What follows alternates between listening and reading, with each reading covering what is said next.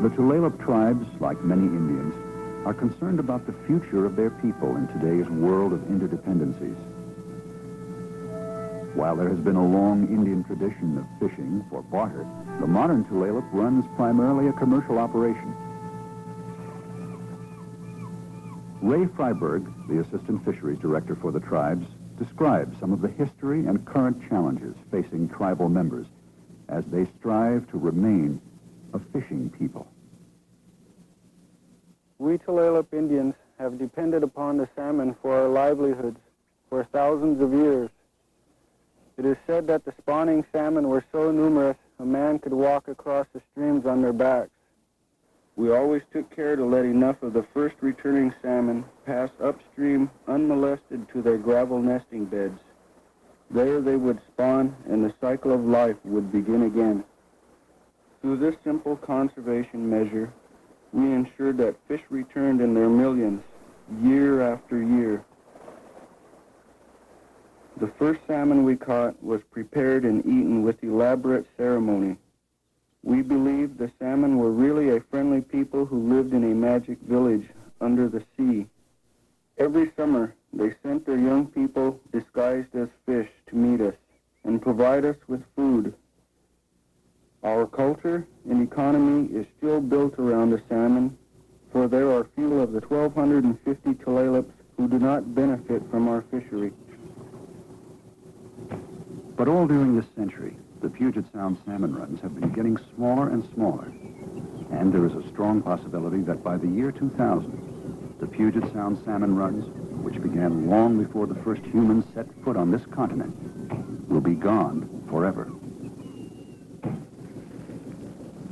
Our concern about the survival of the salmon fishery dates from mid-19th century, when the United States government told us and the other Washington Territory tribes it wanted to move us off our land onto reservations. Chief Seattle dictated a reply to the President of the United States. He said in part, "We will consider your offer, for we know if we do not do so, the white man may come with guns and take our land. If I decide to accept, I will make one condition. A white man must treat the beasts of this land as his brothers. When the buffaloes are all slaughtered and the wild horses tamed, the secret corners of the forest heavy with the scent of many men, and the view of ripe hills blotted by the talking wires, where is the thicket? Gone. Where is the eagle? Gone. And what is it to say goodbye to the swift and the hunt, and the end of living and the beginning of survival?" we either had to agree or fight a war we could not win. And we intended to survive, not only as a people, but as a fishing people.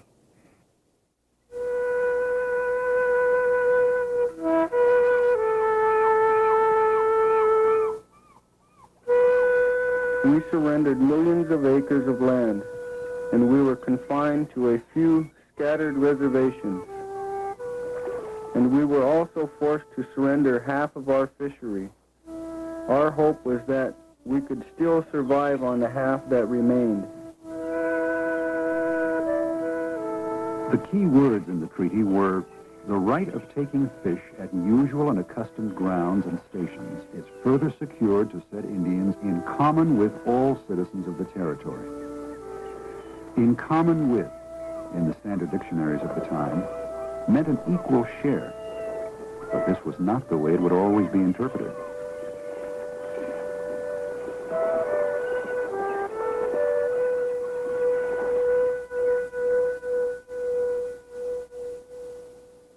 In payment for nearly all of their land and half of their fish, they received a small cash payment to be distributed over a 20-year period. The total sum would not buy a modest home today. 5 tribes were relegated to a small reservation named after the adjoining Tulalip Bay, a tiny inlet 30 miles north of Seattle. Henceforth, they would be known as the Tulalip Tribes.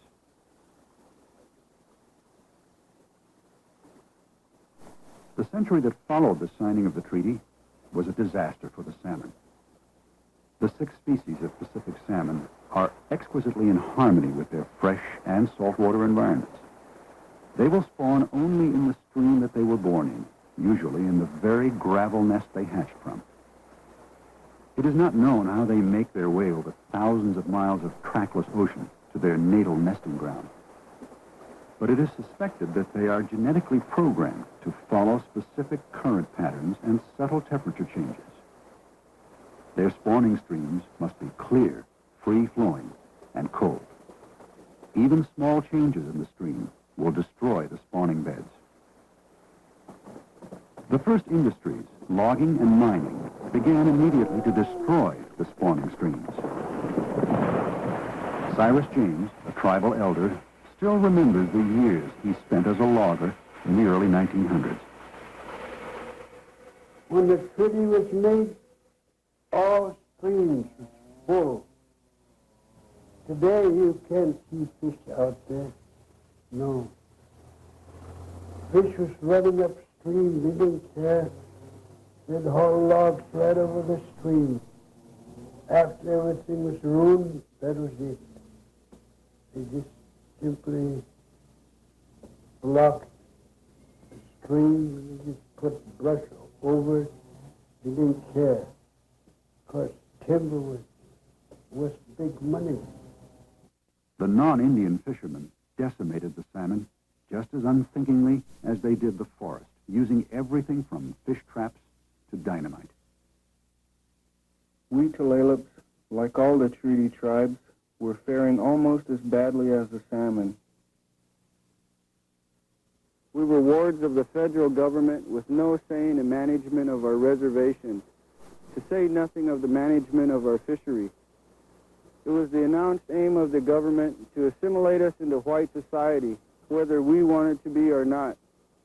Our Indian religion, ceremonies, and dances were banned. To practice them was a crime punishable by imprisonment. Worst of all, our children were taken away from us and sent to boarding schools.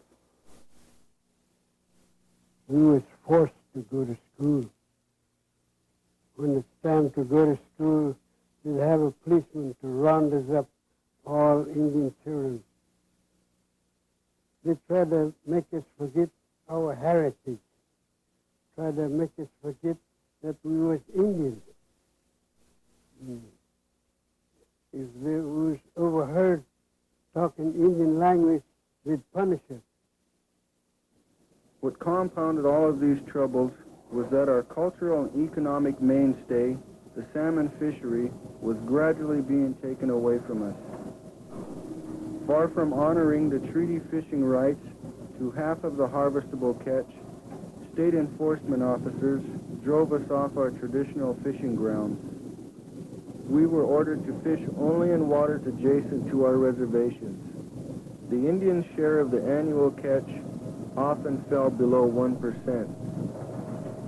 Ralph Jones, a longtime fisherman, recalls those troubled times. I started around 1948, thereabouts, and it was, worked out at that time to go to court.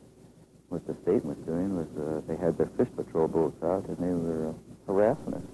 I call it deliberate, is come inside of our nets and fly around and fly out, and try to scare the fish out of them before we could get the outside to the beach, and lock the fish in, in the net, We Tulalips had not fared well under the rule of the federal government. Our life expectancy was half that of whites. Our infant mortality rate was many times higher.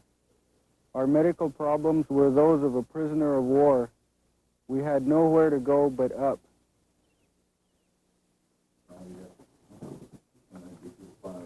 But we endured, and in 1934, we won something that we needed just as much as our salmon, the right to manage our own tribal affairs. It was unfortunate that such a small issue was going to be the reason for calling a special general council.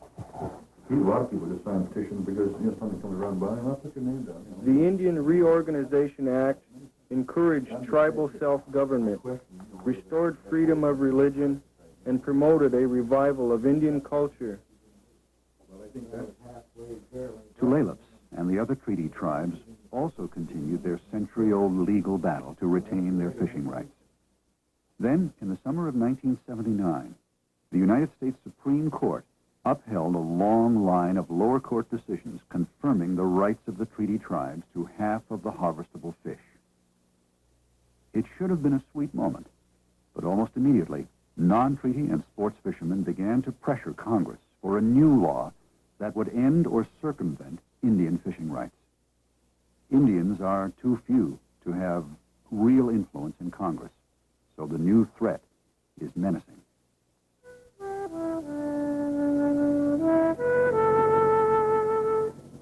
But we cannot and will not relinquish our fishing rights, which are our one link with our ancestors, the sole heritage we can bequeath to our children, the one thing we must have to survive. For when the fish are gone, the tribe is gone. Meanwhile, the United States Supreme Court has empowered the treaty tribes to work with the state in trying to preserve what remains of the salmon fishery. Together, the state and tribes co-manage the harvestable salmon resource, and the tribes have been given the authority to enforce fishing ordinances within their usual and accustomed waters. Arrangements have also been made to share technology, management skills, and manpower in the development of salmon enhancement programs. The selection of brood stock, the fertilization of eggs, and finally the release of juvenile salmon into Puget Sound are examples of the cooperation which will benefit all fishermen from diverse areas and under several jurisdictions.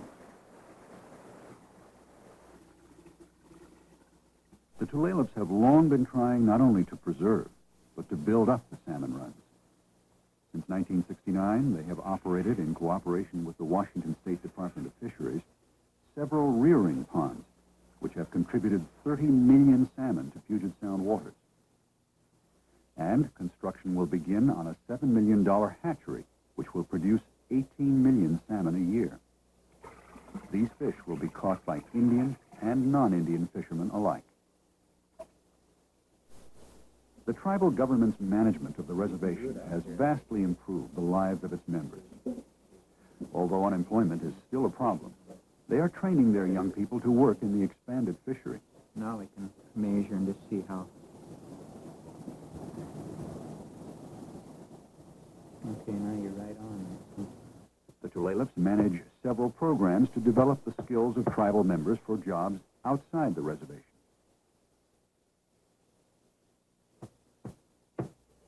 The Tribal Housing Authority is building better homes for the people, including 40 low-income rental units recently completed. And the revival of tribal culture, especially among young people, is actively encouraged.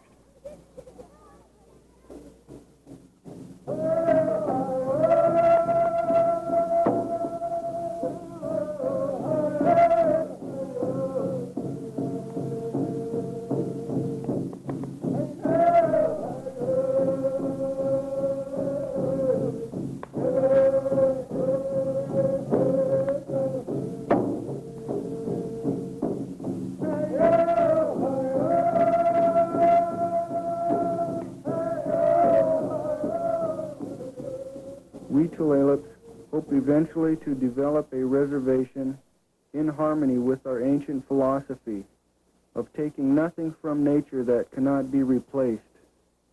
To that end, we hope to find a way to stem the ever-diminishing salmon runs.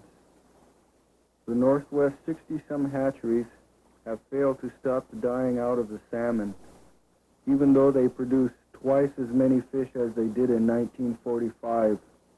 We believe that ultimately the only thing that will save the salmon is to save the fresh and salt waters that nourish them. And to save the waters, we must first save the land. We and the other treaty tribes are petitioning the courts to halt the destruction of fish habitats. The courts are presently considering issues such as overfishing, destructive logging techniques, and dam construction. We believe that our non-Indian neighbors have come to love this beautiful land as we do, and that they will not allow it to be destroyed, nor the creatures in it heedlessly exterminated. Chief Seattle's message is becoming clearer all the time. All things share the same breath, the beast, the trees, the man. What is man without the beast?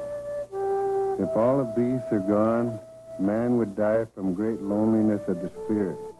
For whatever happens to the beast also happens to the man. All things are connected.